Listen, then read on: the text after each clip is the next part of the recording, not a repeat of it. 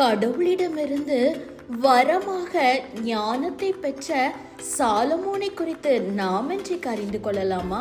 ஞானத்தில் வல்லவனான சாலமோன் ராஜாவை தேடி 2 பெண்கள் ஒரு நாள் வந்தார்கள்.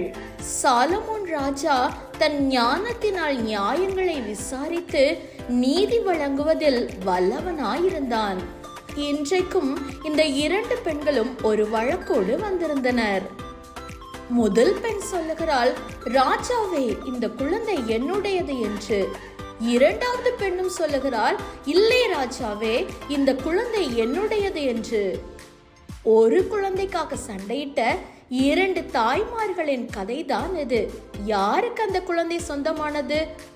கதைக்களத்திற்குள் செல்லலாமா? இந்த குழந்தை என்னுடையதுதான், இல்ல இந்த குழந்தை என்னுடையதுதான் என்று சொல்லி இருவரும் ஒரே குழந்தைக்காக சண்டை போட ஆரம்பித்தனர்.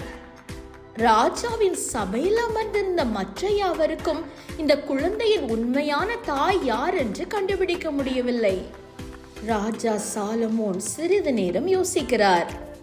ஒரு புத்திசாலியான வழியையும் கண்டுபிடிக்கிறார். அவர் சொல்லுகிறார், இந்த குழந்தையை இருவருக்கும் சமமாக பகிரலாம் என்று நினைக்கிறேன் என்று. ஒரு குழந்தையை 2ஆய் பிரிக்க வாளை ஓங்கினான் வீரன். முதல் பெண் ராஜாவிடம் சென்று, இல்லை ராஜாவே, குழந்தையை அவளுக்கே கொடுங்கள், குழந்தை உயிரோடு இருக்க வேண்டும் என்று சொன்னாள். ஆனால் 2வது பெண்ணோ, நாம் பகிர்ந்து எடுத்துக் கொள்ளலாம் என்று சொன்னாள்.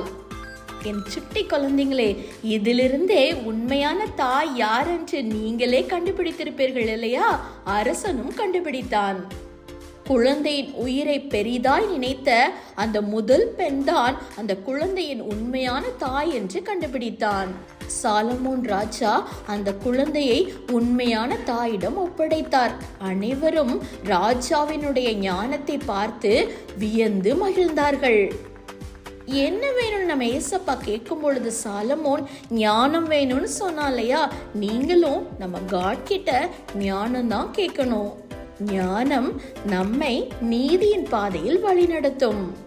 உண்மையான அன்பு எப்போதும் பிறருடைய நலனையே முதலில் நினைக்கும்.